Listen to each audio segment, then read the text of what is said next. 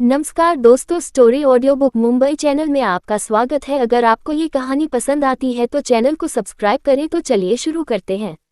Rawat mention में दूसरी ओर Rawat mention की हालत काफी खराब थी। वहां पर पहले ही पवन रावत और उसकी मां सुषमा रावत की अंतिम विदाई हो चुकी थी। काफी सारे लोग इस पर गम दिखाने के लिए भी आए और यह न्यूज टीवी चैनल पर भी काफी पॉपुलर हुई थी। आखिरकार रावत परिवार एक विशाल साम्राज्य को अपने अंदर समाहित हुए था और हर्षवर्धन की पहचान उससे जुड़े हुए लोगों को और भी खास बना देती थी, जिस वजह से भले ही यह मामूली बात थी, वैसे भी दुनिया में हर मिनट कई लाखों लोग मरते हैं। इसका मतलब ये तो नहीं कि हर कोई खास हो, लेकिन पवन रावत की न्यूज़ हर्षवर्धन की वजह से बहुत ज़्यादा फैल चुकी थी। हालांकि सबसे बड़ी न्यूज़ तो यही थी कि अपने कजिन की मौत पर हर्षवर्धन खुद नहीं गया था, जो हर किसी को बातें बनाने का मौका दे रहा था।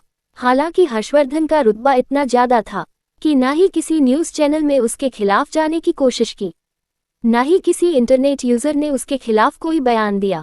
बस बड़े बड़े परिवारों में बातें हो रही थी। कुछ कह रहे थे कि हर्षवर्धन ने ही उन लोगों को मरवा दिया। आखिरकार उनके सौतेले परिवार वाले हर्षवर्धन के लिए कोई मायने नहीं रखते थे, बस उसके खिलाफ जाने के लिए एक जरिए था और हर्षवर्धन उसे बर्दाश्त नहीं कर पाता था, इसलिए उसने उसे मरवा दिया। ऐसी कई सारी चीज न्यूज में आने लगी। खास करके सुषमा रावत की मौत एक बहुत बड़ा घोटाला बन गया, क्योंकि पता नहीं कैसे बाहर यह न्यूज फैल गई कि सुषमा को उसके ही पति ने जान से मार दिया और इसी वजह से जयेश रावत को अरेस्ट कर लिया गया। ऐसा नहीं था कि हर्षवर्धन ये रावत परिवार की न्यूज दबाना चाहता था। हर्षवर्धन ने ही उसे अरेस्ट करवाया था, क्योंकि वह बहुत ज्यादा इलीगल काम करता था, और खास करके अटेम्प्ट टू मर्डर केस में, क्योंकि कई बार जयेश रावत ने हर्षवर्धन और उसके पिता को मरवाने की कोशिश की थी। लेकिन बात सिर्फ इतनी सी थी कि अगर यह न्यूज़ बाहर आती है और वह सारे घोटाले बाहर फैल जाते तो उसका इफेक्ट रावत परिवार और रावत इंडस्ट्री पर भी पड़ता, और हर्षवर्धन ऐसा नहीं चाहता था। वैसे भी उसकी दादी बीमार थी, वह नहीं चाहता था कि उसकी दादी इसका भी इल्जाम उस पर डालें और वह अनाया को नाराज कर दे। इसीलिए बाहर सिर्फ ये बात फैली कि जयेश रावत ने अपनी पत्नी को मार दिया। अब लोगों के सवाल और गंदे होने लगे थे, क्योंकि हर कोई कह रहा था, भला कोई अपनी बीवी को ही क्यों मार डालेगा, जरूर कुछ गड़बड़ है, क्या उसकी बीवी ने कुछ गलत किया था। तभी किसी ने बात फ्लाई की, लगता है ये कोई पारिवारिक मामला है, सौतेले बाप जैसा कुछ। ये सुनकर इंटरनेट पर और एक आदमी बोला, ऐसा नहीं हो सकता, उसके तो अपने 2 बच्चे हैं, तो वो सौतेली कैसे हो सकते हैं, जरूर बात कुछ और है और शायद गंदी भी। सभी लोग इसी तरह ही कमेंट कर रहे थे और ऑनलाइन अफवाह फैल रही थी, जिसमें से कुछ लोग ये भी दावा कर रहे थे कि जरूर ऐसा ही है, जयेश रावत के बच्चे सौतेले हो गए, इसीलिए जयेश ने इतना बड़ा कदम उठाया, उसने अपनी बीवी को ही मार दिया। और अगर यह सच नहीं है तो ऐसा कौन सा राज है कि वह अपनी बीवी को ही मार डालता। ऐसे कई सारे लोग इंटरनेट पर बातें बना रहे थे। ऐसा नहीं था कि हर्षवर्धन इसे रोक नहीं सकता था, बात सिर्फ इतनी थी कि यह सारा काम उसकी बीवी के कहने पर हो रहा था और उसकी बीवी को रोकने की हालत में वह बिल्कुल नहीं था। एक तो वह पहले से ही उसे गुस्सा थी, जो कुछ भी रावत मैंशन में हुआ था उस वजह से अब वह उसे और उदास नहीं करना चाहता था, इसलिए उसने अभी कुछ नहीं कहा और अनाया भी ज्यादा कुछ नहीं किया। उसने जमकर चाउस्की है परिवार की आलोचना की और ऑनलाइन प्लेटफॉर्म पर उसके सभी कारनामे में पोस्ट कर दिए।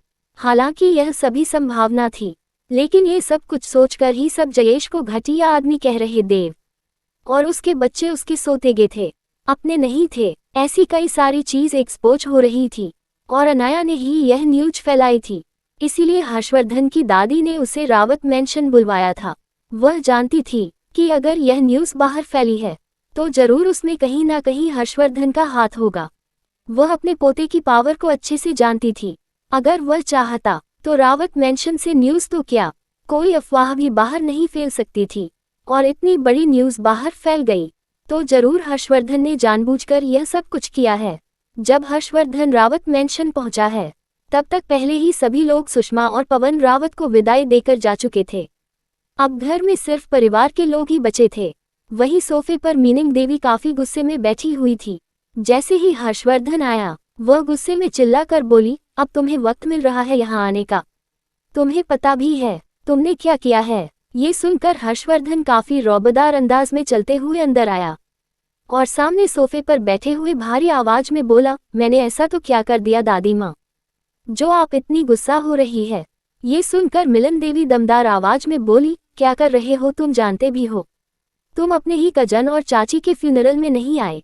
क्या तुम्हें नहीं लगता कि यह कोई अच्छी बात नहीं है? तुम्हें पता भी है बाहर कितनी बातें फैली है इस वजह से। ये सुनकर हर्षवर्धन बिना इमोशन के बोला, पहली बात वह मेरा कजिन नहीं है, टेक्निकल वो एक नाजायज औलाद है, हमें तो उसके पिता के ओरिजिन का भी नहीं पता, और दूसरा ऐसे अननोन लोगों की विदाई पर मुझे क्यों आना चाहिए?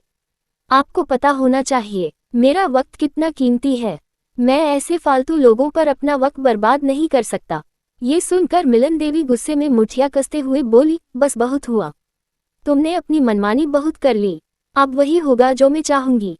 जल्द से जल्द यह बाहर जो न्यूज़ फैली हुई है उसे हटाओ, तुम्हारी वजह से पूरे परिवार की बदनामी हो रही है, हर कोई रावत परिवार पर थूक रहा है, और जल्द से जल्द जयेश को बाहर निकालने की तैयारी करो।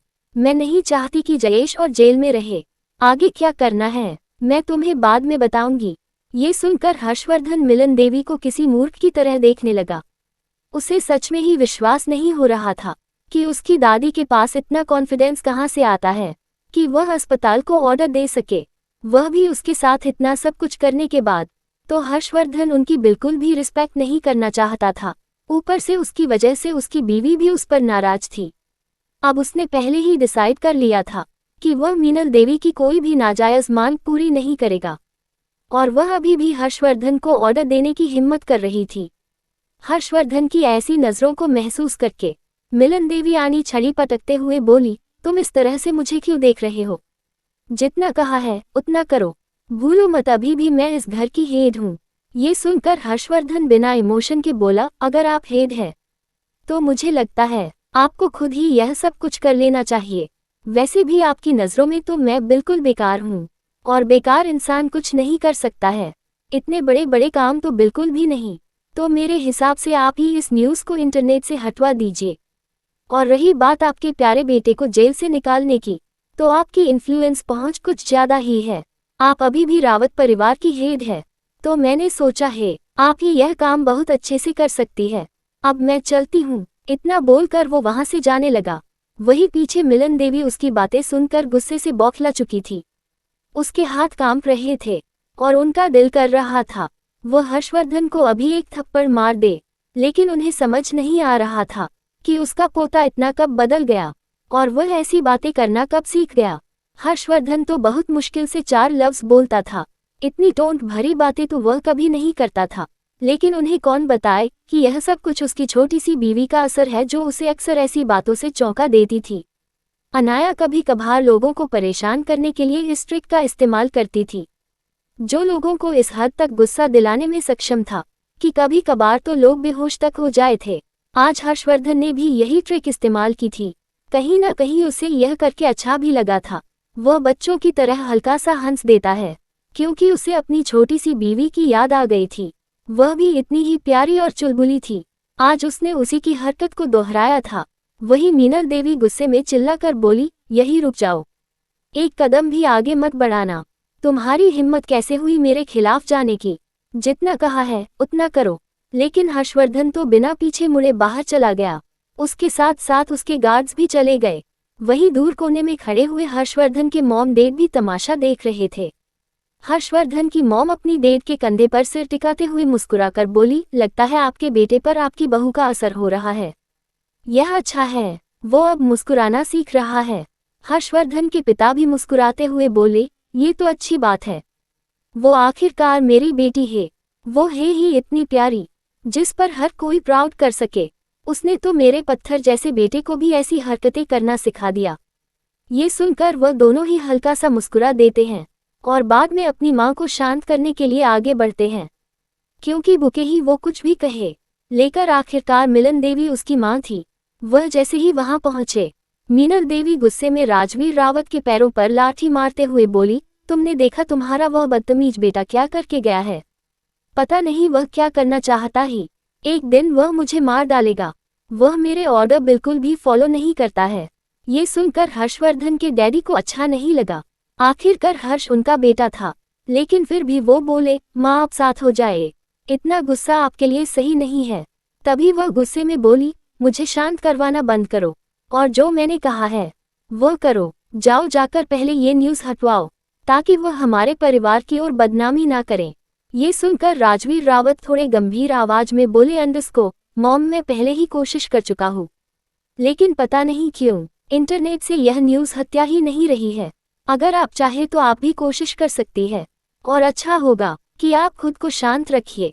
आपका बीमार होना ठीक नहीं है और न ही जयेश रावत को निकलवाने की जरूरत है। मैं देखता हूँ क्या मैं कुछ कर सकता हूँ। इतना बोलकर वो वहां से बाहर चले जाए।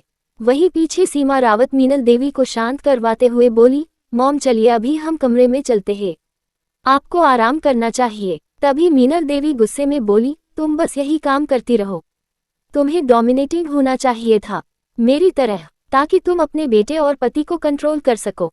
तो आज वह इस तरह से मुझसे बात नहीं कर पाते।